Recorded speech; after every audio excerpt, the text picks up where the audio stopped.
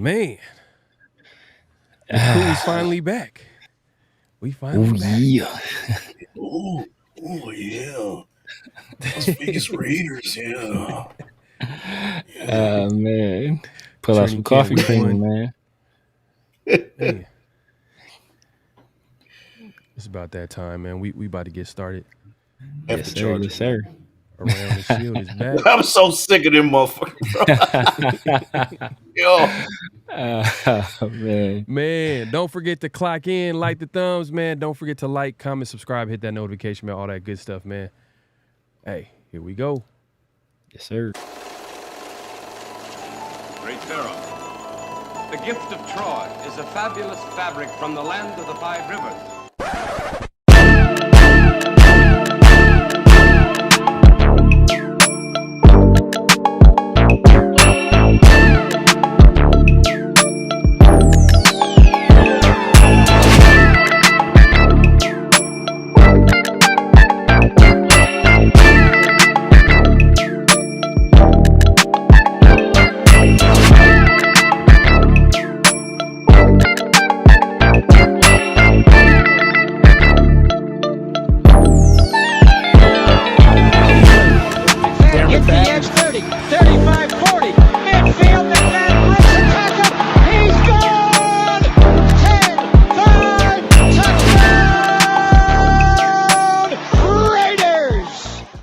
Years ago, when we came to Los Angeles, I really believed that the greatness of the Raiders would be in its future.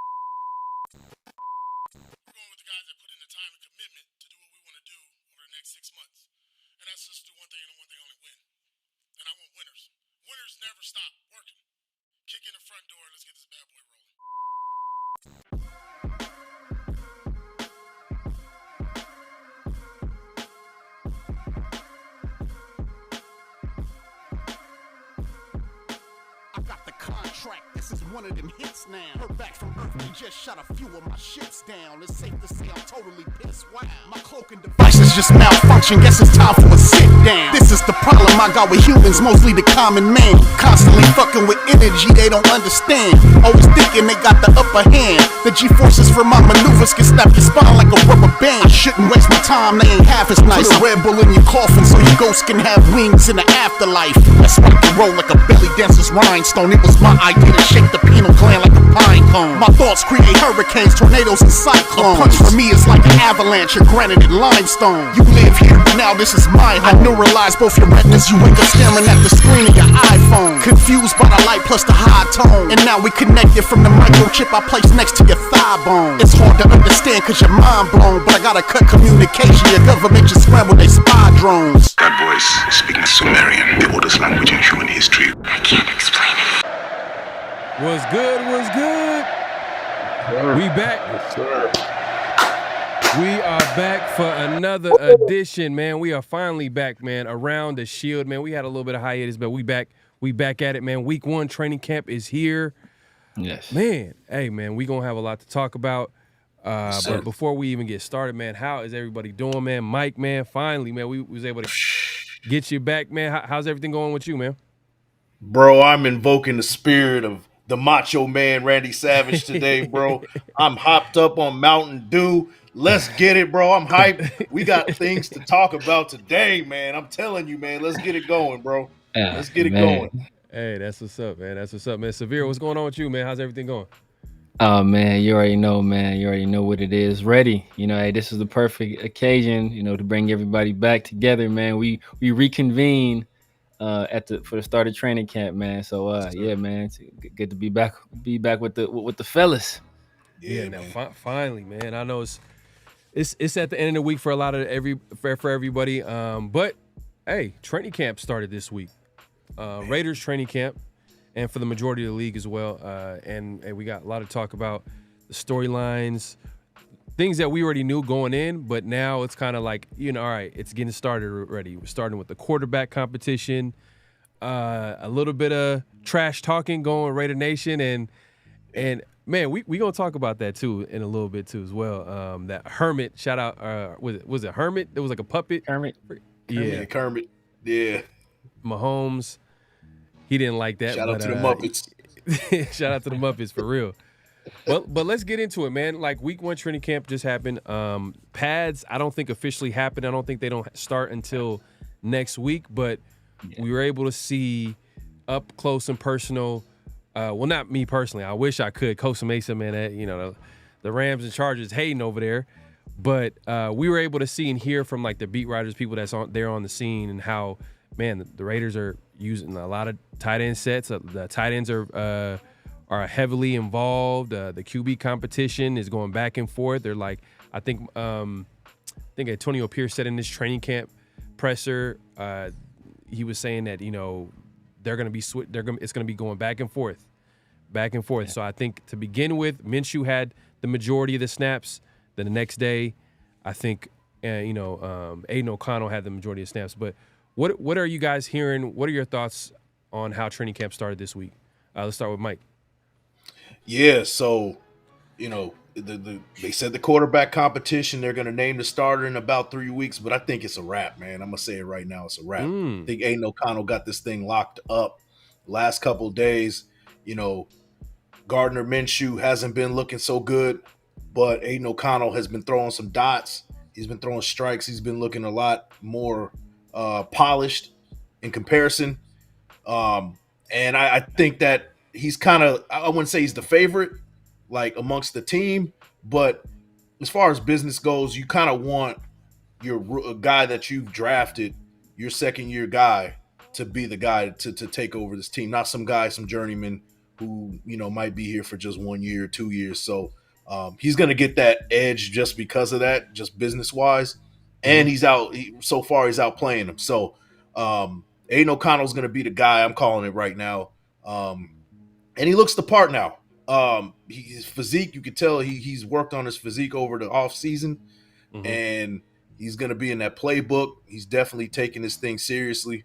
And yeah, I'm going with Aiden O'Connell. He's my guy right now. Okay, Severe, man. What are your thoughts, man? And before we get into it too, actually go ahead, Severe. Go ahead. Let the people know what your thoughts on training camp so far and what you've been hearing, especially with the quarterback position. Yeah, man, it's some interesting stuff going on, man. The thing I'm most excited about hearing is that a lot of our young guys are stepping up to the plate. I wasn't really a fan of DeCamerion Richardson when we picked him, but I heard he's been out there balling. people know how I feel about Tommy Eichenberg, and I prefer Spencer Rattler at that pick over Tommy Eichenberg. But I heard AP said it today in his presser, Tommy Eichenberg, or on Friday in his presser, that Tommy Eichenberg has been looking good. So just happy to hear the young guys are doing well. Jacorian Bennett looks like he's taking a step since last year. Trey Tucker as well is taking a step since last year. So it looks like all the young guys, these guys are the future, right? And the future is now. So happy to hear those guys are doing well. Then as far as the quarterback competition, man, I know Mike is he's in for the guy AOC. I still think it's a back and forth proposition right now, man. I know Gardner Minshew. I think he had a rough day on Thursday. He had a couple turnovers, but then Aiden O'Connell, he came out today in 11 on 11s and he threw two pretty bad interceptions. So I still think it's back and forth, but as Mike said, and kind of as we've been talking about for a while now, all things being equal, I think the Raiders prefer Aiden O'Connell to win that job. For economic reasons, for just for the future of the franchise, it makes more sense if they give the job to a guy like Aiden. So if it's even, it's going to Aiden O'Connell. And right now, I think it's been pretty even. Yeah, no, definitely been pretty even because I think the first day, as you can see, Vic Tate, for one of the beat writers, man, shout out to him. He was there, and he pretty much reported was saying that Minshew threw 2 picks that first day or one of the first practices where he had the majority of the snaps. He threw 2 picks.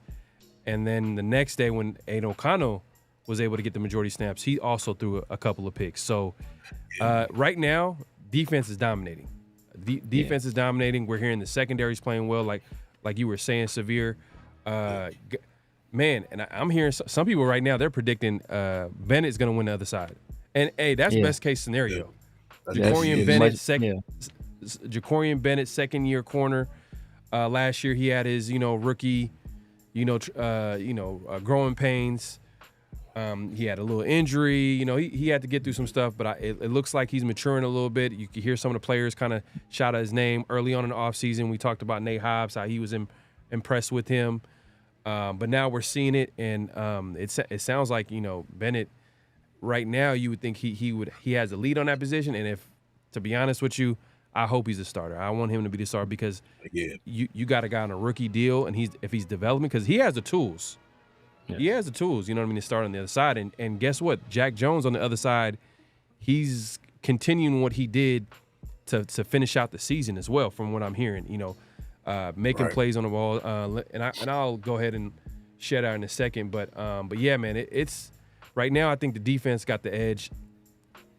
Do you think at some point the offense will have some days, Mike? Yeah, we discussed this earlier in the season, man. Like the defense is always going to be ahead of the curve, and even with the circumstances, right? It's a defense who's been in the third year of a system right now.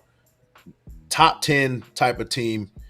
We're looking at the Raiders defense and being like, okay, this might be an elite squad, possibly on paper. That's what it's looking like.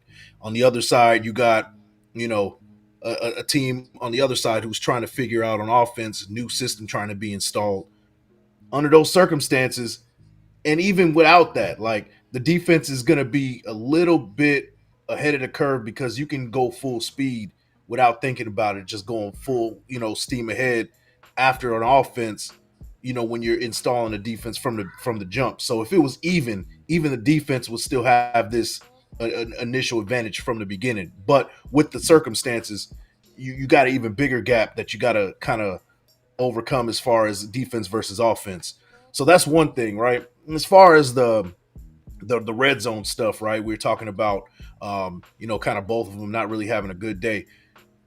Red zone, throwing the ball in the red zone is very difficult. It's such a small window that you got to complete passes in. And what as good as this defense is, it makes it even more difficult. Yeah. Also, they're not in pads yet, so you can't run the ball like you would usually do in a red zone situation, depending on if it was, short distance or you're in a goal line situation.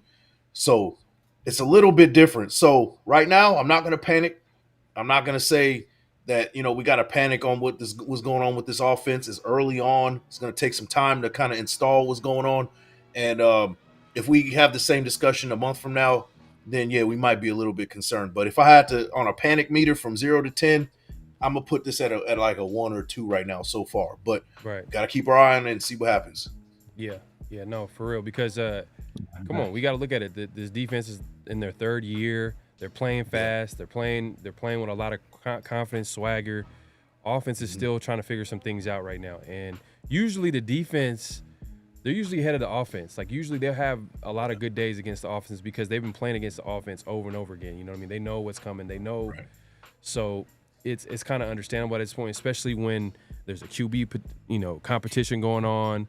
They're trying to figure out some things there. So, but there's some good things to talk about the offense. I mean, like the fact that I'm looking on here, Logan Reaver, he's saying that he's seen a lot of work from Mayer and Bowers. It's a lot of 2 tight end sets. And Bowers showing off his speed. It's like on full display. Man, that's something to be excited about. I know, Severe, you were critical to begin the offseason with the pick of Bowers, but at the end of the day, he's a Raider. Are you excited about how this offense can look like with Mayer and Bowers? And I'm looking at this statistic right here, man, with Getsy. The guys, he's pretty familiar with 2 tight end sets. Yes. Especially with his days with, Chicago as an OC, thinking last season he was in the top 10 as far as running 2 tight end sets. Do you see that in the Raiders' future, in the Raiders' offensive future? Are we going to see a lot of tight end sets, or is it going to be more of we're going to try to cater to our guys that's already proven, like Devontae Adams and Jacoby Myers? Because some of these guys, they're young guys, so I don't know. What do you think is going to look like on offense? Man, I think you definitely got to run 2 tight end sets. When you spend that kind of draft capital on tight ends, we drafted a tight end in the second round last year, traded up in the second round to get him. Then we drafted a tight end top 15 this year. So they'd be foolish not to use 12 personnel as much as possible, especially your team that wants to run the ball. So you have a guy that's a pretty accomplished blocker, especially after last year in Mayer. A guy in Bowers who was a very willing blocker, not a great blocker yet, but he's a guy that will get after you. And so you have those, and they're both pass catching threats. So you got to run that 12 personnel. And one of the things I was concerned about with drafting Bowers, right? The main thing I was concerned about with those drafting him was that will we use him right, or will he be featured in this system, especially when you have guys like Devontae already here and Jacoby already here, then even the emergence of a guy like Michael Mayer. So it seems like, hey, they are going to find ways to get him the ball. So if they do that, then I think that pick should definitely pay dividends. Yeah, you can see it right here, man. This is stat right here. So Getsy, his tight end target percentage in 2022 and 23, 23.2% tight end target share, which is 9th in the NFL. And then obviously I mentioned 8th highest percentage in 12 personnel rate. So, man, that says a lot right there. And you can easily see the Raiders kind of going in this. We've talked about it because obviously we know that the Raiders, with Antonio Pierce, a head coach, he wants to play a physical style. He wants to play a physical brand of football. And what that looks like on offense is going to be running the ball. And obviously they got a couple of tight ends, which kind of like, it complements running the football and play action and hopefully getting better in the red zone. You know what I mean? I'm going to, hopefully that happens. But we'll see, man. It's like you said, I'm not really concerned about the offense, Mike. Like you said, it's just, I hope it looks better against the other team. You know what I mean? I like to hear our defense making plays, but I hope it doesn't look bad against other teams, which it did. Yeah, and it's gonna make people feel uneasy. It's a lot of unknowns with this offense. So I do understand like people kind of being a little bit uneasy, but what we can't do is panic. Right. We just finished day 4 of training camp. It's early. It's real early. So one thing we can hang our hat on is that this team is going to be running a lot of 12 personnel, and we have 2 studs at tight end, and that's we're probably going to lead the league in running 12 personnel. They're even installing 13 personnel. They might have a third tight end out there mixing things up. We're going to establish the run with those 3 tight ends. They're going to be good blockers. One of them is a good blocker, like just kind of a blocking tight end. Harrison Bryant. Yeah, Harrison Bryant. So, stay tuned, and be a little bit patient. It's going to take some time. We got a full month until we gear up for week 1, and we'll get there. It's just right now, we just got to be patient. The defense is going to be ahead of the curve right now, especially under the situations that we have right now. Yeah. And look, man, so it wasn't just what we've been hearing from, and we kind of left out a player here. We forgot about a player here that's kind of been talked about. And shout out to Severe, I think this is your guy kind of early on in the process, and the Raiders happened to draft him. And I know, Mike, you're big on him as well. Dylan Laube. And slowly but surely, man, the hype train is getting faster and faster, man. He's kind of turned heads. The beat writers, the people that's there on the scene, they're noticing it. And at the same time, you got your head coach pretty much shouting you out in his presser, talking about, man, his speed sneaks up on you. Man, he looks really good. They're excited about how the matchup problem that he's going to give to the other defense. What is it going to be for Dylan Laube? What type of role is he going to have on offense, man? Like, because it looks like he's gonna have a little bit of role on offense. It's not going to be just special teams. Severe, what are your thoughts? Yeah. I mean, if I was Amir Abdullah, I might start looking for houses else. You might want to put the house on the market, bro, just in case. Man, you might have to contact some realtors just in case, big dog, just because, definitely Mike went over the film, right? Dylan Laube is a guy who he's a willing blocker in blocking situations, but what he also presents is a guy that is an outlet as a pass catcher. We talking about the game he had against Central Michigan where he put up like 295 yards, right? And it wasn't like he was like these weren't like no downfield throws. He was catching passes, like short passes, and he was turning them things upfield. So that was, him going against a level of competition up from where his school was, in terms of, from New Hampshire. So I think he's definitely going to have a role in this offense. He's definitely going to be a guy that can present, just another receiving threat. He's a very solid runner. He's a willing blocker. And then we already talked about his ability to return not only punts, but return kicks as well. So I just think that he's going to be almost guaranteed a roster spot just from what he's been doing. And Amir Abdullah, he's a little bit long in the tooth. I don't think we're going to carry quite as many backs as we did last year, especially with us having a defensive head coach this year. I think we're going to put a lot more onus on special teams and on defense. So instead of having those extra running backs, we might carry extra safety, maybe an extra linebacker.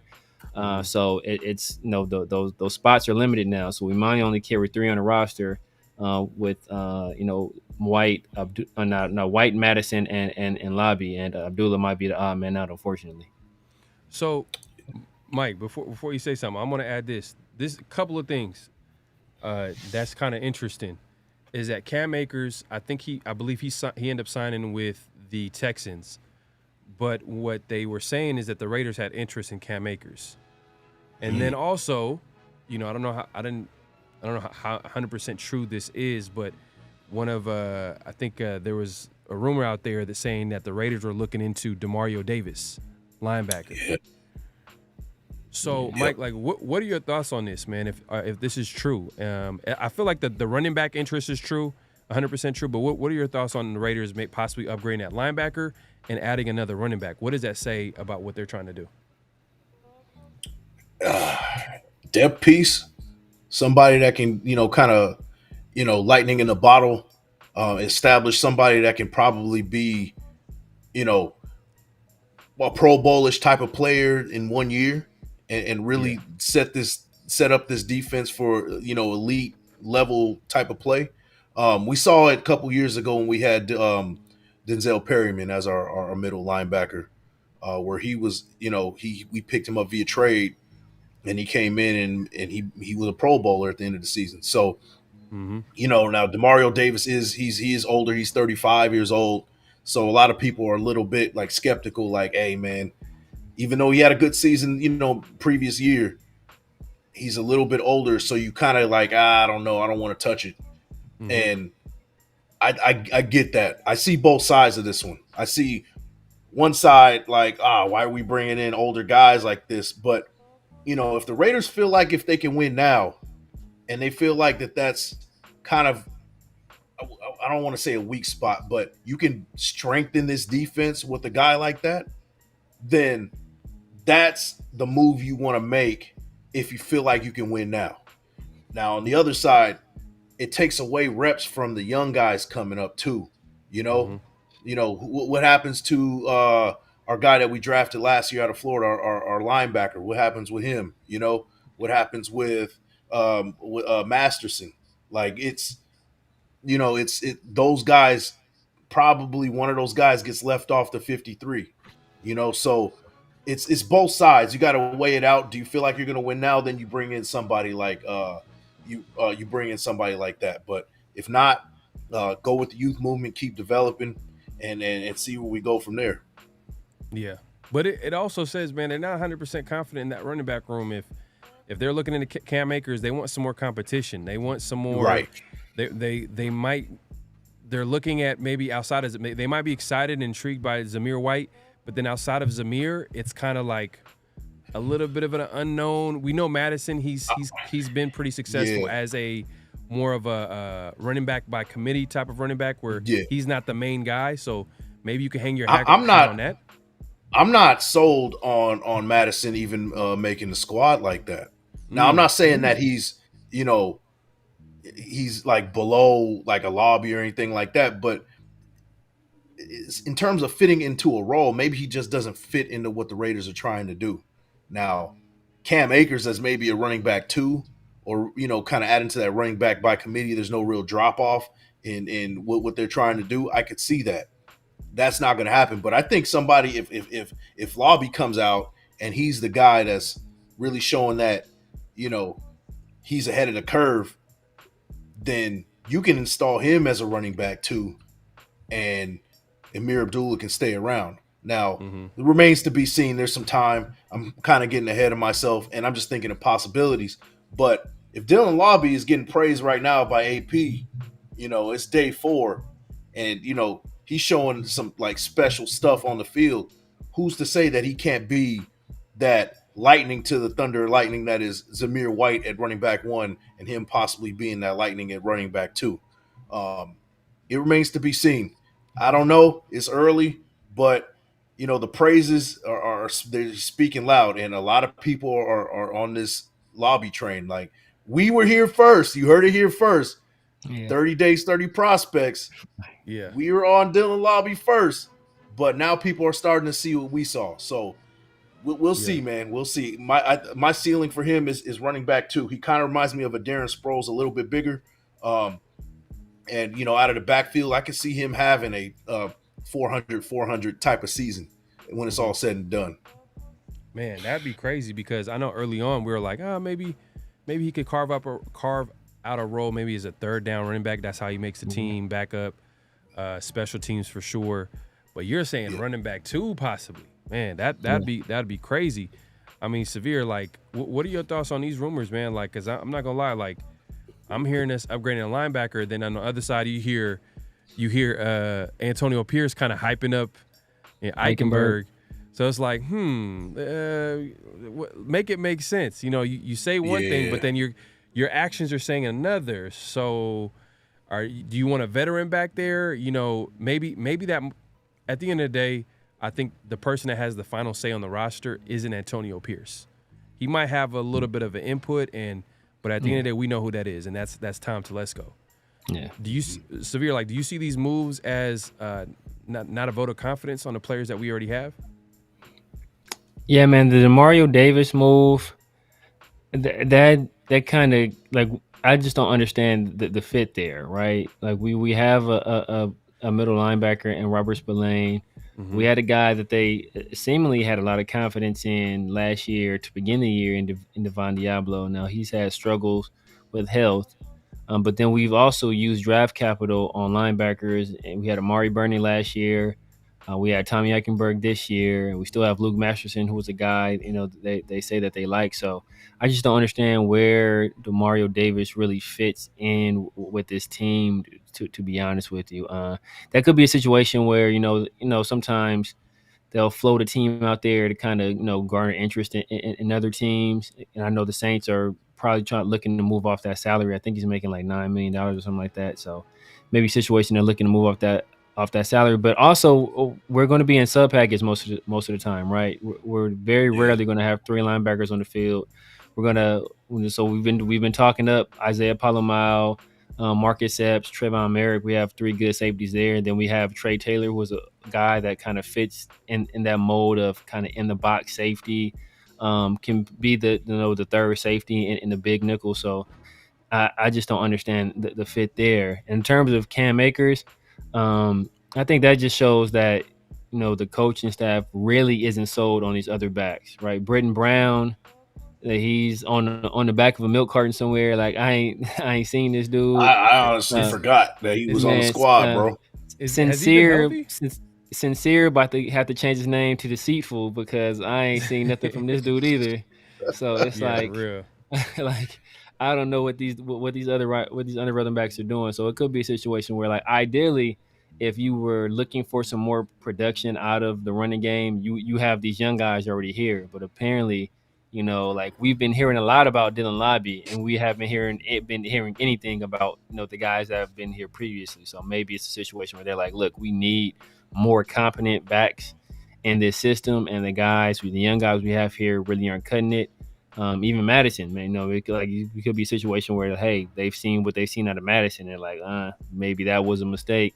They're looking for another veteran to kind of be because ideally you don't have Laube as your primary guy. So Zamir White goes down, you don't want to have to rely on Laube. You want another guy that can kind of fill that RB1 role. So maybe they don't feel sold on Madison, and they're looking for another guy to bring in to add some competition, maybe light a fire under him.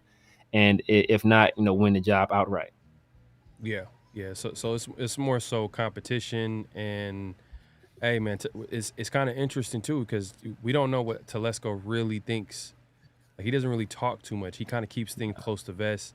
We know Pierce is more of the outspoken guy, but we also know that Telesco has the final say on the roster. So we'll see. Yeah, and it's so different compared to what we've had over the last 5-6 plus years, where it was usually the coach that was the final say, but now we got the GM who's actually the final say, which I do like. I do like that. But if it, I would say that Madison is definitely a surprise cut candidate for me, and I think it all matters if it all depends on what goes on with Dylan Laube. I'm not gonna lie to you. I think that they're looking at him and seeing something special. And of course, I could be wrong. I'm going out on a limb, right?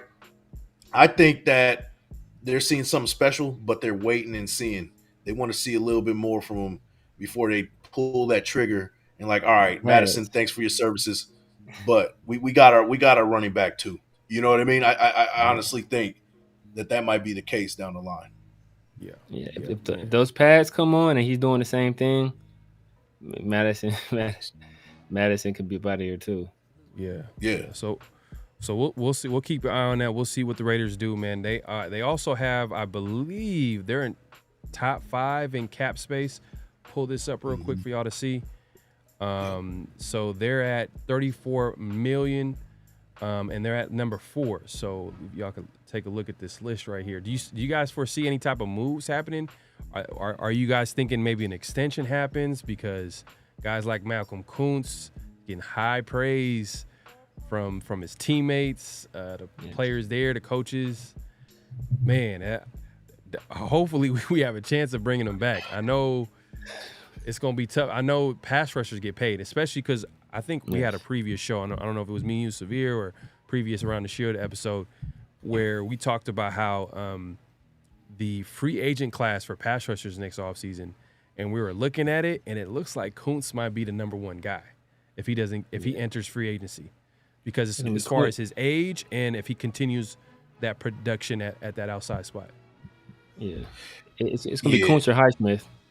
Right. And Like, he's good too. Here's the thing, man. And I'm basically repeating what we said on previous episodes, but just in case people are new to the show, I will say this: like, you remember what we've done a couple years ago with Darren Waller when we signed him kind of prematurely, but in the long run we had a hell of a deal on him before he got that $17 million contract.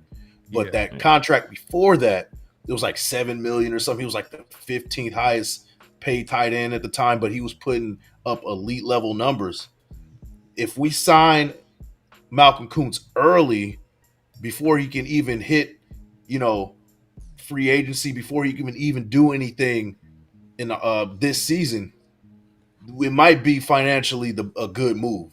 Because if we let him come out this season and he breaks double digits in sacks or something, he does something crazy, then that number jumps tremendously. We're looking at probably having to give him about $20 million a year almost. Mm-hmm. So, we could save some money if we really, really, have some faith in him. We can give him 14, 15 million and save some cash before even seeing what he's going to bring to the table. Now, me personally, I think that he's not. We got too small of a window. He had a great 7-8 games of the season last year. But where was he before that? And where was he the year before that? He was missing. He was missing. Let's just be honest. So and then you could say that that's the AP effect. You know what I mean? Like, okay, he's finding his stride. He's in the right situation and things like that. But it just depends on how you see it. You got to really evaluate. And if you really have faith in him, you need to pay him now before he gets more expensive. I think, man, to be honest with you, just to push back on what you said, I think the context to what you're saying is that Koonce, he wasn't drafted by the McDaniels regime. He wasn't drafted by Antonio Pierce or Tom Telesco. He was drafted by, Gus Bradley. You know what I mean? In the third round, like, he was part of that. And I say Gus Bradley because I'm sure Gus Bradley was probably high on him, and Mike Mayock for sure probably prioritized and brought him into the building. But I think it's just a matter of, like, sometimes it really does matter where a player goes. And the coaching staff, they got to believe in a player. I'm sure there was a little bit of, like, uncertainty, and, he had to figure his way. Because early on, when he first came onto the scene, we seen the potential. Yeah. He comes in for a few snaps, gets a few sacks. I'm like, oh, this guy, there might be something here. And then, Gus Bradley, obviously, that whole coaching staff ends up, leaving the Raiders, and then we end up getting McDaniels. And then guess what McDaniels does? One of his first big time moves, Chandler Jones. Yeah. So it's kind of like, at the end of the day, I think Koonce kind of became the forgotten man because guys like, McDaniels and Ziegler, outside of the big names, the little names that's on the come up, I think those guys suffer the most when a new regime comes in my opinion. Yeah. You know what I'm saying? But I feel you, man. It's because last year I didn't even have Koonce making a 53. I'm not gonna lie to you. I thought I had Justin Willis over him, and Justin Willis was the one that got cut. So, and I only said that because of fit. He wasn't, Malcolm Koonce isn't that great run stuffer like you want. Mm-hmm. Some guy that can come in there on first and second down, give those defensive ends kind of a breath, and establish the run, set the edge, and stop the run, and kind of take him out. He didn't really have too much of a fit considering that Chandler Jones was part of the team. But now that Chandler Jones, you're right, Chandler Jones is gone. He is now kind of in that spot, and he's thrived since he's been put in that spot. So you're definitely right. I just want to see a little bit more from him, right. Before. And the only problem with that is if you don't pay him now and he shows something, then now you're paying maybe $5 to $7, $8 million more dollars a year to keep him around than if you would have just paid him right here and then. So it's almost like you got to balance it out. You got to really evaluate and take a risk almost. So, right. And part of it is taking a risk. Yeah. No, and another thing too as well is that is Koonce, like I said previously, he was drafted for that regime, so that coaching staff, and it was a different type of role. I'm sure they probably told him, like, hey, rush the passer. That's what you need to focus on. But Yep. in comes Patrick Graham. What does he expect from his outside guys? Stop the run. You know what I mean? Get probably put on a little bit of more weight. And guess what? Koonce got better. Let's be honest. He got better. He got better at stopping the run, and now we knew what he could do. We seen him potential as a pass rusher, getting after the quarterback. We seen that, but he got better as a player, which means he has more snaps, which means he can be on the football field. He can find his comfort. Pass rushers they kind of like I think Max Crosby being a big influence on him, and the rest is history, man. I think I agree with you though. We got to see a little bit more, but sometimes you got to take educated gambles.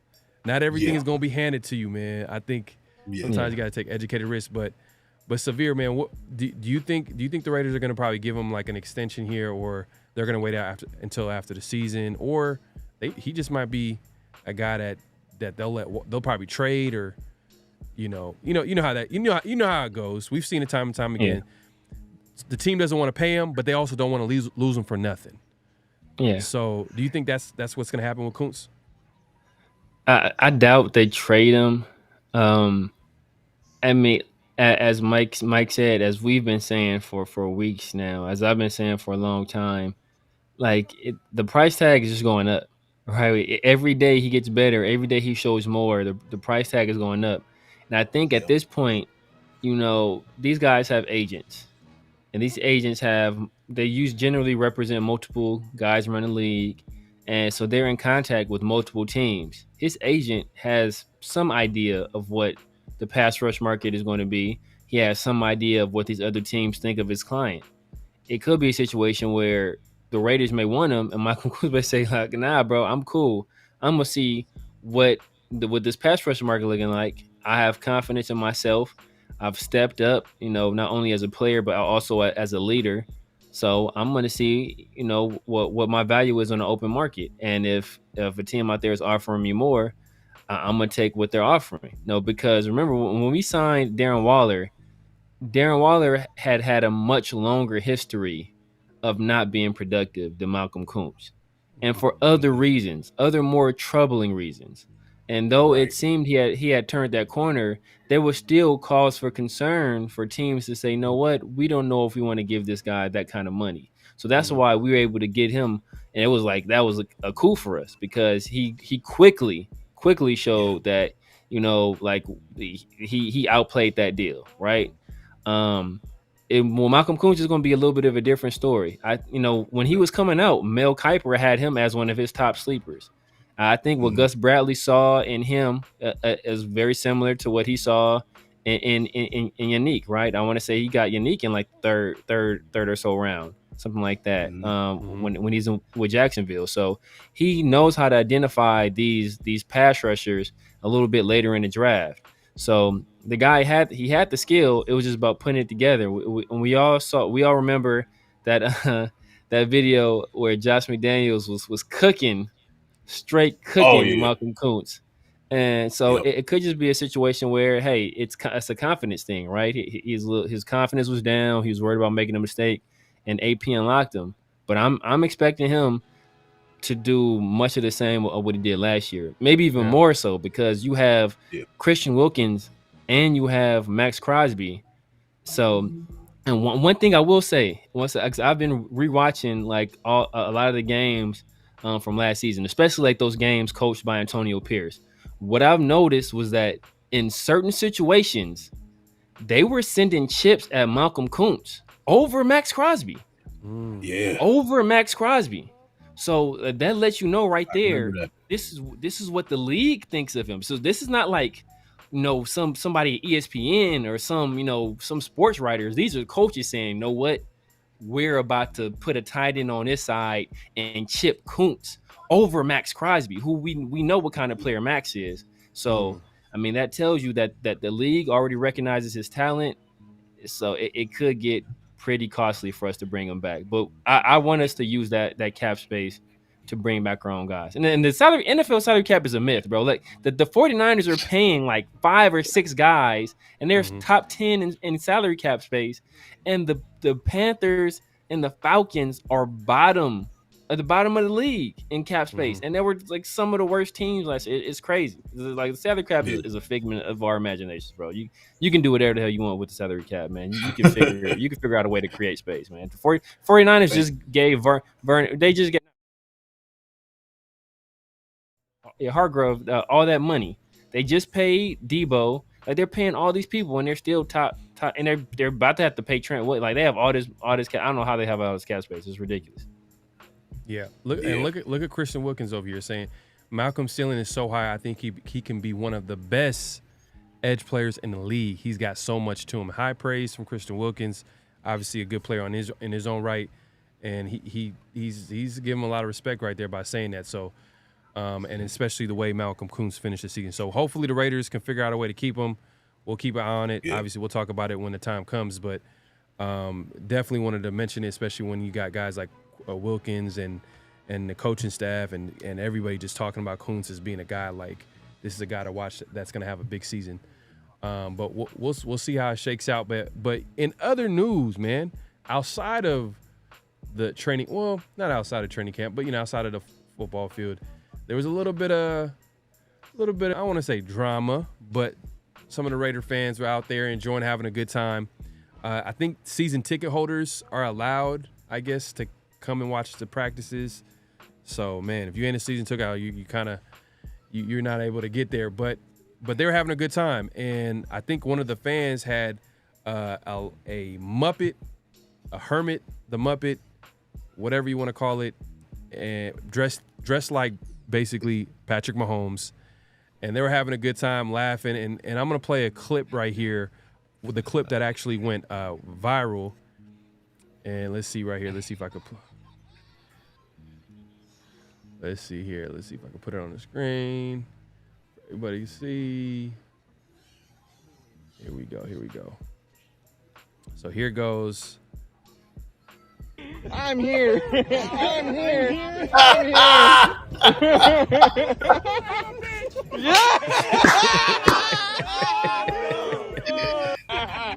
I'm here. Oh man, this is hilarious. I'm here.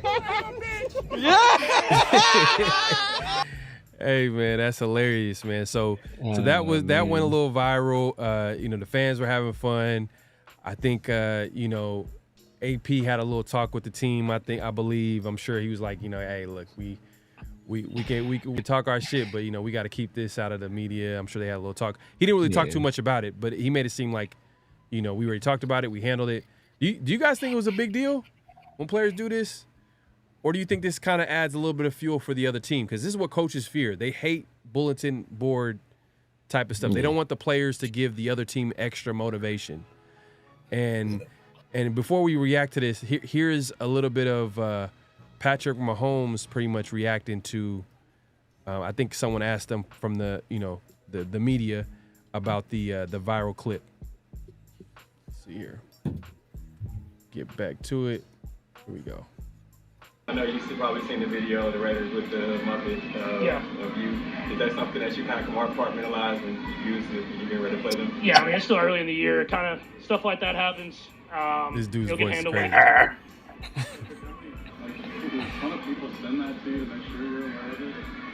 Not really, honestly. Everybody kind of just lets me play. I mean, they know how I am, so they don't need to send me anything to keep me motivated. I know you.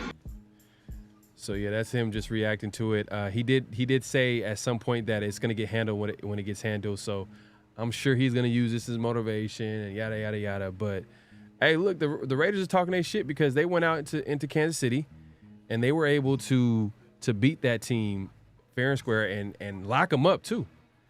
Yeah. And obviously Kansas City, much respect to them, they went on and won the Super Bowl. They well deserved, they won it. But I'm sure the Raiders are a little confident, like, hey, look, if we're able to beat a Super Bowl winning team, I'm sure they're like, hey, we just got to keep getting better, and that's what that is. But so what were your thoughts, man, on the viral clip, man? Like, do y'all think it was a big deal, Severe?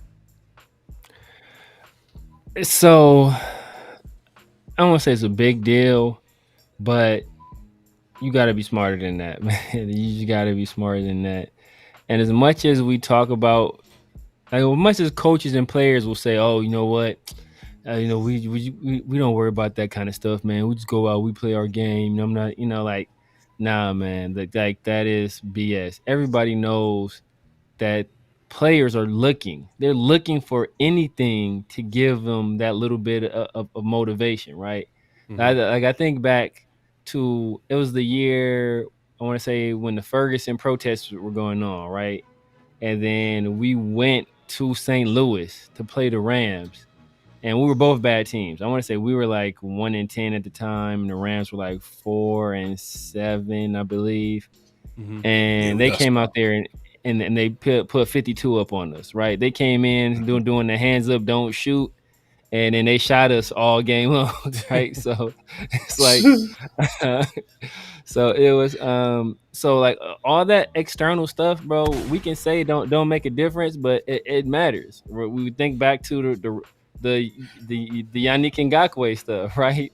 Where he's out there, showing up on their field. Like we don't, and it's not a situation people want, but I don't care. We're the, we beat them. Look, at the end of the day, you don't want to hand anybody any extra motivation, right?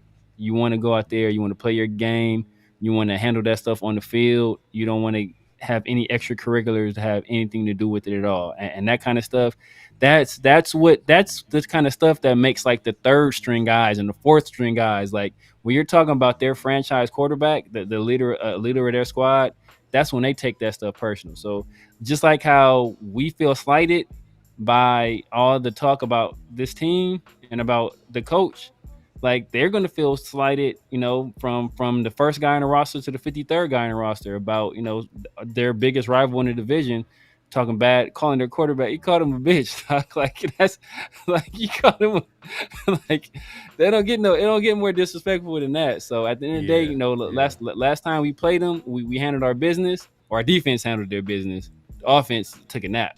But but we don't want to put any extra pressure on those guys, right? We're expecting to at least split with them again this year. Hopefully hopefully sweep them and win the AFC West. But to do that, we got to stay focused, and we don't want to have all these other outside distractions. Yeah, but the other side to me is, at the end of the day, man, everybody's already counting them out. Everybody's already counting out the Raiders. Everybody's already kind of like, they look at their quarterback situation. Look, it's Patrick Mahomes. The Raiders are going to lose. They're already counting them out. So the Raiders' perspective is like, nah, F that. We going to go in there and we going to handle our business, and we're going to win. We're going to beat y'all. So a little bit of that like, I don't care, we going to get it done no matter what, it's kind of spilling. Probably, I'm sure, Antonio Pierce probably talked to the team, but you can tell, like, if you just hear like Kelsey talk about like how the Raiders played the Kansas City Chiefs in Kansas City and were able to win that game, he was, the first time he was salty. Yeah. That's how we get the Raiders like really handed it to the Kansas City Chiefs. He was salty the first time on his brother's podcast, and then months later after winning the Super Bowl, he was on one of the podcasts out here. And he was just like, he pretty much was giving props to the Raiders and giving props to Antonio Pierce and how they were coached, how they came out to play. He's like, that's the type of football we want to play. You know what I'm saying? So, it's kind of like it's gonna be interesting how Pierce coaches his team, because it's a little bit of like an old school mentality of Raiders, but will he be able to control it? Last season, the Raiders were the least penalized team in the NFL. Will it continue this year? Especially because now it's official. Antonio Pierce is coaching his team. What type of team are we going to see under Pierce, where he has that like impact of being the head coach for a full off season? It's going to be interesting, man. Mike, I don't know if you. What? Now, real quick, I just want to add this. Just because. Like, first, like, I agree with what you said, right? They talked about how hard that team played. But I'm saying this kind of stuff, this was going to motivate that team to play even harder, especially when they feel slighted. And another issue is that whenever we play them, this thing is going to be brought back up. So that's going to put extra pressure on every man on that roster to perform against the Chiefs, because at the end of the day, they want to protect their rookie. They want to protect Trey Taylor, right? They wanted to, hey, we're gonna stand by our guys, so that's gonna add added pressure to them. And just about external motivation, right? I don't know if you guys have heard the story before, but when Mike, like the most internally motivated athlete I can think of in the history of all sports is probably Kobe Bryant, right? Yeah. There's not a guy who laid it out on the line more than Kobe. And you think about the time when Jordan came back in the league, and once Jordan was playing for the Wizards, and the Lakers played the Wizards and they lost. I want to say Kobe was wearing some Jordans that game. And then, Jordan after the game, after the Wizards beat the Lakers, he basically whispered to Kobe, hey, you can wear the shoes, but you'll never feel them. And then that pissed Kobe off. He didn't talk to the team for like a week straight, didn't talk to anybody. And he had circled that game on the calendar, knowing they were going to play him again. And that's when he put up 50 on like in 55. 3 quarters against 42 right? and a half. Yeah. Exactly. So he put up 55 in 3 quarters, right? Against, and like they had to pull him. They basically like threw in the towel. His ass, bro. Exactly. So like that's what that kind of external motivation can do for an athlete. And then Patrick Mahomes is not, he's not psycho like Kobe, but still though, like he's a professional athlete. He's still one of the better quarterbacks in the league. You don't want to give added motivation to those guys. You want to keep adding like all that slight that we're getting. We want to use that as our fuel, right? We want to have that rocket fuel on us. We don't want to give extra fuel to the other guys. Yeah. And that's like funny. I guess we're just gonna segue into to the other side to it. What's ironic is Jack Jones was at his presser and he was talking about all the outside noise and like you said, everybody's the star of their story. Everybody's the underdog to their story. So any little noise, especially great players like you mentioned Kobe, but a lot of great players, they'll use any little thing to motivate them. I'm sure Tom Brady, all these great quarterbacks, even Patrick Mahomes, I'm sure he's listening. He's going to use that to his advantage. Because look, hey man, at that they're playing at such a high level, like they'll find the smallest little thing. But just a segue to Jack Jones, he was asked about. I think he talked about like all the outside noise, and this is him at his presser here. Let me go ahead and put this on the screen. Let's see. Let's see. Him being ranked the 28th coach, I felt like they was disrespecting, me, the team, him. I don't like that. That set a fire under me. We gonna show everybody 6-11 is crazy. I mean, I'm gonna get beat 11 times throughout the year. I mean, I'm gonna lose more than I win, and I don't like that. That's not who we are. That's not why we working. That's not why we here. And we gonna step up and we gonna show why.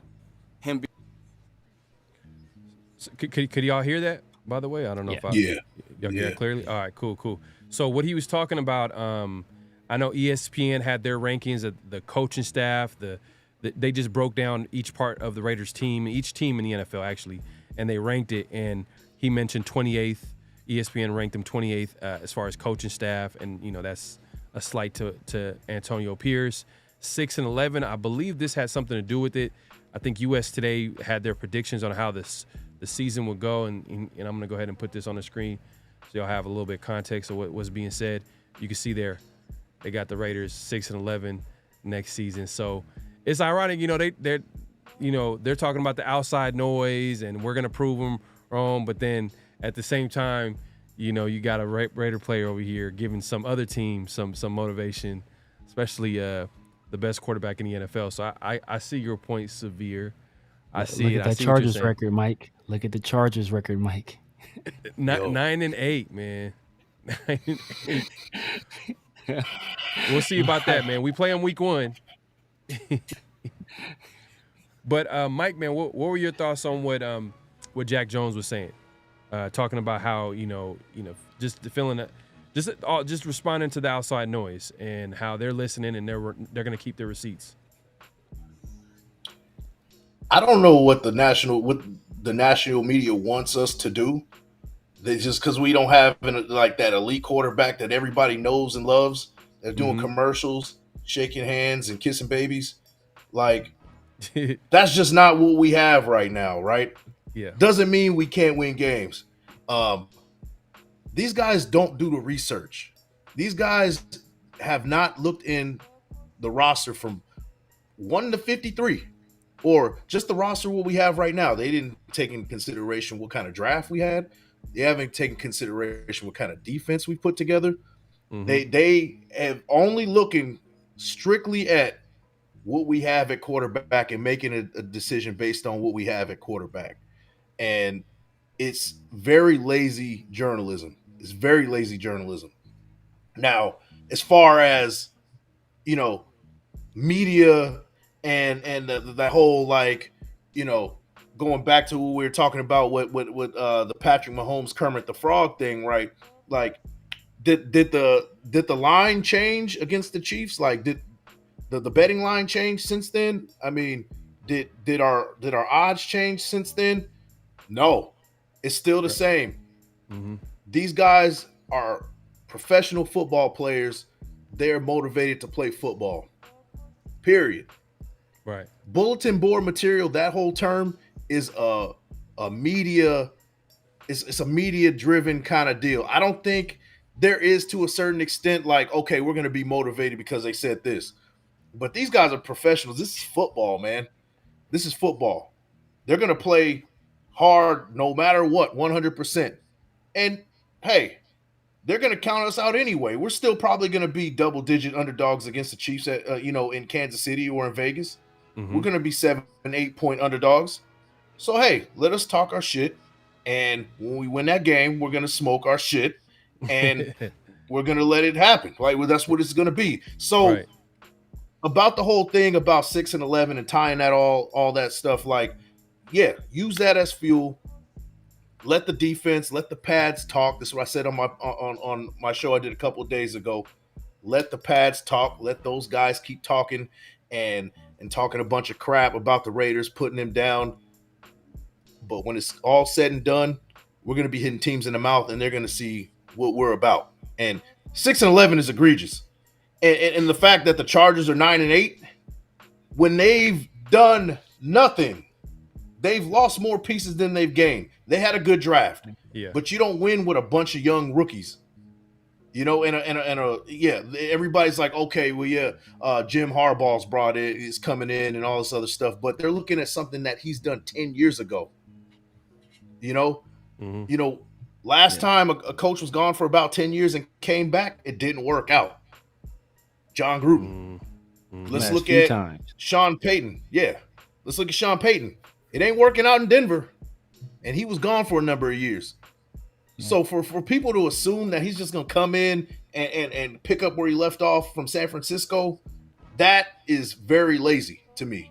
They're not even looking at anything that they've done. They're not looking at the fact that they have a guy who has butterfingers at number one as a number one receiver who couldn't catch a damn cold last season as their number one receiver. Austin Eckler's gone.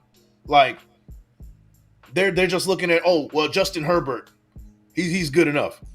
He's going to get them to 9 and 8. I don't understand it.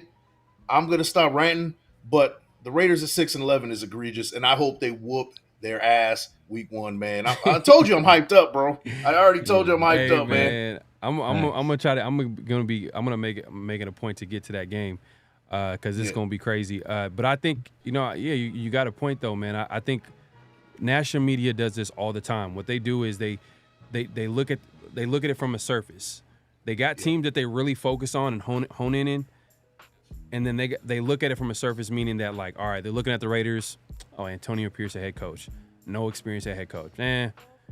We can't rank them against. We can't have them higher than 28th because there's this guy that they like. There's this guy that they like. There's Jim Harbaugh, or the hottest OC that they think that is going to be the next hot shot, head coach. So, and then they look at the quarterback situation. They look head coach, and they look at the quarterback situation. And I understand why. Let's keep it real. I'm just gonna play the other side to it. Let's keep it real. The quarterback situation ain't the sexiest in the league. It is not. Weapons wise, like as an offense, the pieces that we have on offense, I love it. But Aiden O'Connell, Minshew, whoever is gonna be the starting QB, I feel like all of us here probably have our money on AOC probably being that starter.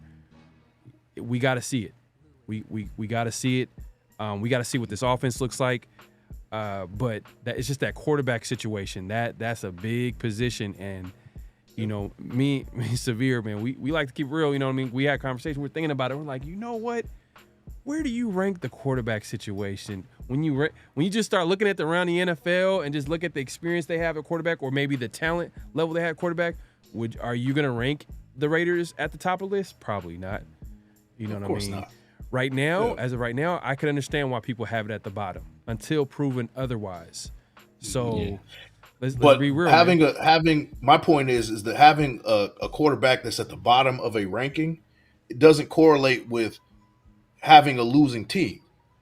There's been teams who have elite quarterbacks who don't get it together because everything around them sucks. Yeah. So, and then on the other side, we saw the Browns throw in a 40-year-old, what's his name, Joe Flacco, and go 11-6. Yeah. And it was because they had a squad around him. Yep. And that's what I'm saying, that Joe Flacco was balling though. He was balling, but that's threw like because 400 twice. He made Washington look like he was off. trash. He was going off. I'm not saying Aiden O'Connell's going to do anything near that, but he's not a bad dude. Like, he was in a you know the situation. Everybody knows the story, man. I don't have to repeat it. Like, he's going to get a legit shot to succeed this year. So that has to count for something. This dude isn't a bum, some kind of scrub that doesn't belong in the NFL at quarterback. You know? So all I'm saying is, do the research. Look at the full squad. Quit looking at just the quarterback, because that isn't a correlation of wins and losses. Yeah. We've seen lesser quarterbacks make the playoffs. We've seen lesser quarterbacks make the Super Bowl. So that's all I'm saying, man. Yeah, no, I think they're undervaluing the Raiders for sure. I mean, like 6-11. Like, I don't think the Raiders are going 6-11. I think they're undervaluing the coaching staff of the Raiders. I think the Raiders have a solid coaching staff. There might be maybe solid, in my opinion. Yeah, because they got a good combination of young and experience. You know what I mean? You got experience on the staff. I think AP. What I respect about AP is for him to look at himself and be like, you know what, I've never done this before, and he gets Marvin Lewis, he gets Joe Philbin. Those are huge gets to me. And then you got then you got Patrick Graham coming back third year as a defensive coordinator. That was a big, I think, a big get for him to come back, because he could have easily became a head coach candidate or went to another team or went another staff, but he decided to come back. Oh yeah. So I mean, I think that 28th ranking is crazy, but it is what it is. National media is never going to show love to the Raiders until like we got to win a Super Bowl, and then like, oh, okay, now some of these guys have come out. So some of it has to do with the Raiders just need to go out there and just win games, get to the playoffs. Yeah. They might show us a little bit of respect, but it's a little bit of haters out there in the media. No. They don't like the Raiders. Come on, y'all used to this. Yeah. For sure. When they think it's bad, they add a little extra bad, and when it's good, they kind of take away a little bit of the good. Like, okay, they're good, but they're not that good. They're bad, but they're horrible. You know what I mean? Like that's what it is. It's never a praise with them. But but real quick before we wrap it up, man, I'll start with you, Severe, man. Do you want to do the predictions, or do y'all want to wait on this? You want to wait, let it simmer real quick, or do you want to do a little season predictions? We can do a prediction right now, and then we can do one when we finalize the 53. We can give our thoughts right now, where everything stands right now. But just talking about Bulletin Board, I want to go back to Bulletin Board material. If you guys haven't seen the movie, The Program, with my guy Alvin Mack, my guy Alvin Mack getting himself hyped up on the field. That's we talking about how players do little stuff to get themselves motivated. It's just YouTube Alvin Mack, The Program, and that's some good stuff right there. But in terms of a record prediction, I know the national media has going 6-11. I think that is egregious. I don't want to. It's not a spicy take, but I got us. I think our floor is 9-8. Right now, I have us at 10-7. Depending on what our quarterback situation is. If we get some good quarterback play, if we get basically Aiden O'Connell level play from last year, maybe a little bit improved from last year, I got us at like 10-7. Okay. Mike? So this team reminds me a lot of the Browns from last year. If we can establish the run, the way the Browns run the ball, we bring that elite type of defense that everybody thinks we're going to have, pass rushers going after Tyree Wilson. We didn't even talk about Tyree Wilson. We don't know what we're going to get with him. We don't know. He's a wild card, right? Malcolm Koonce. We're expecting him to do some things, right? The corners are going to be better because of that elite pass rush. Offensive line, some continuity with the offensive line. We still waiting to see what JPJ is going to bring to the table. Colton Miller, by the time season starts, I'm expecting him to be good to go. When it's all said and done, man, I got the Raiders going 11-6. I think they'll go 11-6. They're going to split with the Chiefs. I'm not saying they're going to win the division. Chiefs might go 12-5. That final game, that Black Friday game, might really be the decider right there for the division right there. And so 11-6. Raiders make the playoffs as a wild card team, and that is where we will see the shortcomings of having a special quarterback. Not the whole season. I think we're good enough to get to the playoffs, but we're not good enough to maybe do some damage in the playoffs because of the quarterback. I have faith in Aiden O'Connell to get the job done to get us there, but of course not win a Super Bowl or do some damage in the playoffs. That's a realistic shot with the Raiders. Just considering the defense, the pieces around them, AP, these guys have been working since January 22nd, really trying to avenge what has happened from the previous year, watching their rival win a Super Bowl in their stadium. Like, we want to talk about motivation, right? They've been working since, like, the AFC Championship game. These guys, and they had a number of guys selling in and buying out completely, led by Max Crosby. This is a program that seems to be, people are 100% buying in. I haven't seen this kind of cohesiveness from a Raider team in a very long time, probably ever. Mm-hmm. Initially, right? Now, it's going to remain to be seen as far as, can they keep that kind of energy up? But for whatever reason, I don't know how that equates to losses, having those tangibles. So because of all the other stuff that I just said, I got them going 11-6, a floor 9-8. Man, I like how you think, man. I hope they go 11-6, but to be honest with you, I think it's, for me, my prediction, I think it's 10-7. I think I feel good about the defense. I feel good about the coaching staff. I feel good about the pieces that we have on offense, but the quarterback position, I just don't feel like it's strong enough for me to say 11-6, 12-5, or you know what I mean, where they could come.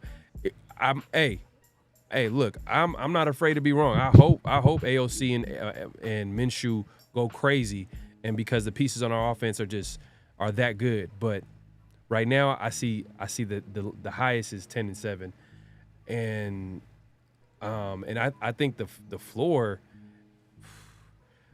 The floor, I don't think it's going to get at maybe 8-9 will be the floor, to be honest with you, because look, there's going to be games where the Raiders are going to lose because the other team has a better quarterback. It's going to get down to a 2-minute warning, late game drive, and does AOC have it in him? Does Minshew have it in him to bring the Raiders down the field and win the game? You know what I mean? Yeah. And or who protects the football? Like, it's going to come down to, like, the quarterback's really protecting the football, because that's how close it's going to be. Because if you're going to have a good defense and run the football the way you want to do it, the games are probably going to be a little bit close. So the decision making of the quarterbacks needs to be. We can't hear, like, right now it's training camp. We hear the quarterbacks throw 2 picks here and there. It's cool. Get it out your system. But when the season rolls around, hey, man, my expectations for Minshew and AOC is game manager. Just manage the game. Don't lose the game for us. Let the defense dominate. Let Zamir White do what he does, and hopefully we have somebody else step up in the run game. Play action. You got Mayer up the seam or in the back of the end zone, or you got Brock Bowers. getting involved in so many different ways. Obviously, Devontae Adams, Jacoby Myers, like let them get open. Whoever's open, give it to the open guy. I feel like, look, I just feel like whoever gets in there, they don't have to really do too much. But for me, it's gonna be. I think for me, it's 10-7. It's 10-7, and best case scenario is they go 10-7, they get to the playoffs, but they realize, you know what, we don't have the quarterback on this roster. They realize it early, like you know what I mean. They realize it early. It's not gonna be a situation where like, oh no, AOC is the guy, and we wait like 10 years to realize, you know what, he wasn't. You know what I mean? I think that's one of the biggest things that we talked about severe. Like, it's one of the biggest things on Derek Carr was like, it wasn't good enough. He was good, but we were just okay with him being solid to good. Like, but at the end of the day, like if the Raiders are gonna win the Super Bowl in today's NFL, you're gonna have to have a guy that's pretty talented. That's gonna be that Patrick Mahomes, Lamar Jackson. I know it's hard, but try to swing for the fences, man. And I think the Raiders, man, they're gonna have to figure out that quarterback position. And that's just, I hope AOC's the guy. I hope AOC the guy, but I just don't have that strong belief, man, right now. We pretty much see it the same way, man. Like 10-7, 11-6 is basically almost the same thing. I think that equates to a wild card berth being a 5 seed. So that means you're going on the road to play a 4 seed, probably a team in a division, a team with a weak division. Yeah, you know, maybe the Texans. You know, and I see that the Raiders will have an excellent defensive game, but cannot get on the board on offense. I can see like a 14-9 type of game where the defense does their job, and then, you know, you're looking at AOC to finally make a play, just make a play. The defense is holding you down, right? And then he just doesn't get it done. So we're kind of on the same page with that one, man. And you know, at the beginning at the season, I could see us winning games that we probably shouldn't win. I could see us beating a Baltimore. I could see us beating, you know, Kansas City in Kansas City. I could see us beating Miami in Miami. Like, I could see that. You know, I could see us beating Pittsburgh. Like, those are games that maybe not necessarily we should win, but we pull it out. At least one of those games. Yeah, man. We're on the same page. I just feel like I said, I feel good about the team. It's just that big position, that quarterback position, I think is the thing that kind of holds the Raiders back a little bit. Like it does from reaching their ceiling. And I think the Raiders know it. Because why were they making attempts to trade up? They weren't trying to trade up to get Brock Bowers. They weren't trying to trade up and get Brock Bowers. As much as we like Brock Bowers, they weren't trying to trade up to get Brock Bowers. They're trying to trade up to get the quarterback. You know what I mean? That's let's be honest here. So that we'll see how it shakes out. I mean, Severe, man. Any last thoughts? Any last thoughts on what to look forward to training camp week 1 now in the books? Yeah, man. I think we talked a little bit about Laube earlier, and we talked about, you know, what the coaching staff is going to have to see something before they pull the trigger on, you know, making him a RB2 or maybe, you know, jettisoning a guy like Madison or Abdullah. We got pads coming up. I think if he continues to do what he's doing, you know, without pads and what he's doing in these shells and full pads, I think that might be a signal to the coaches like, hey, you know what? He's RB2. He's RB2. And I think this is where we're going to start to see guys like, I'm not, I'm talking about I'm not a fan of the guy, but I think this is the time where Eichenberg can make an impact. You guys know what I think about Zamir White, and I've been saying it for a minute. I think this is where we'll start to see, hey, you know, Zeus, he's already a fan favorite out there. I think this is where we start to see, hey, what kind of back he's going to be. It seems like the team is excited about him. So we get to see, you know, what he's going to be. And I think Michael Mayer as well. I think this is when, you know, he gets to start, you know, his physicality, the extra weight he puts on. He's up to like 265 right now. Still, no, I think who talked about it? I want to say Gardner Minshew talked about it. Did he lose weight or add weight? Did he lose weight? Added weight. Added weight? Michael Mayer? Yeah, he's up. Yeah, Michael Mayer added weight. He's up to 270. I want to say like 15 pounds or something like that. So up to like 260, 265 right now. And Gardner was talking about him. Gardner talked about both tight ends, right? He said, Brock Bowers looked good. Brock Bowers was a solid route runner. But he said, Michael Mayer was a true wide tight end. Dude was big, great hands. He said he was an exceptional route runner.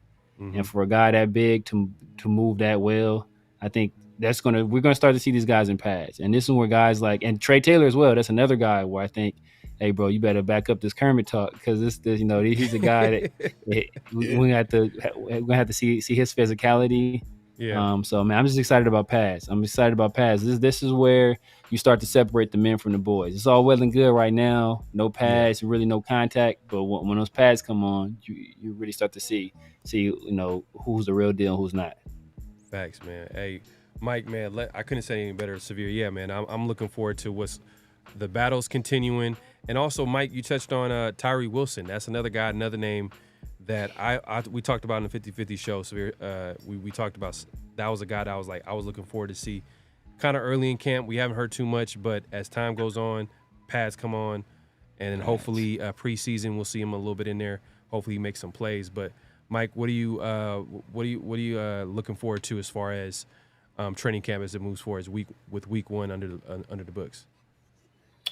Prayers out in advance to Thayer Munford, because he's going to get torched every game, every snap, every rep for the next 2 weeks.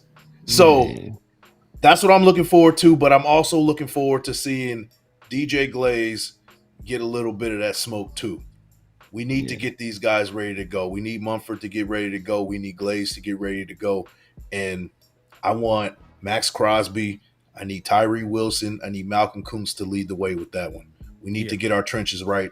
That's where we're going to separate us from being that 6-11 squad that people think we're going to be to that 10-7, 11-6 wild card team. We got to get our trenches right. So that's what I'm looking forward to the most.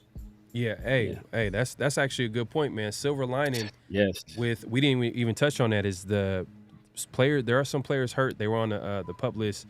Colton Miller is out right now, which is kind of a little bit concerning. And then you got Jackson Powers Johnson. He's out a little bit, but then Telesco, I think, came out and said that he should be back soon, or that's what's being reported. He's going to be back out on the football field, so that's good. But the other side to it is some of these other pieces that are competing maybe for a roster spot, guys that maybe, hey, there's always going to be a surprise guy in training camp. So hopefully maybe guys can get some good experience, get some good reps going against the ones on defense. And the ones on defense look like they're going to be one of the best in the league when it comes to that D-line. So that's probably a good experience for them. But, yeah, man, hey, look, man, it's been a great show. Man, Severe, man, let the people know where they can find you, man. Yo, you guys know what it is. The Severe Raider everywhere. The Severe Raider on YouTube, on IG, on X, on TikTok, on Snapchat, all that stuff at, on Sesame Street, wherever. Yeah, man, y'all know what it is. Around the Shield is back. Y'all take notice. Hey, man. Yeah, that's right. That's right. Mike, man, let them know where they can find you. All right, let me look into the camera, man. Big Mike Raider everywhere, IG, X, everywhere. My burner account is at I Hate Chargers. Go ahead and check it out. I'll be posting some stuff anonymously. Guess it's not so anonymous now, but all jokes aside, man, we got a lot of things cooking around the Shield. We got another film breakdown next week. MJ Devonshire and DeCameron Richardson. So go ahead and check it out next week, and we got plenty more from Around the Shield. Yes, sir. Yes, sir. Yeah, hey, man, next time we go live is going to be, well, actually, we have Around the Shield will be next week. Look forward to it. I think every Saturday is when we're going to be dropping it, so make sure to be on the lookout for that. Also, 50-50 show every Monday nights, man, so join us, man. Me and Severe, man, we run a good show on Monday. Make sure to check us out, man. Hit that notification bell. Make sure to clock in, light the thumb, hit that like button, hit that subscribe button, hit that notification bell, all that good stuff. Man, it's been a great show. Man, till next time, peace. Peace. Just win, baby. Hello? You play to win the game. You don't play to just play it.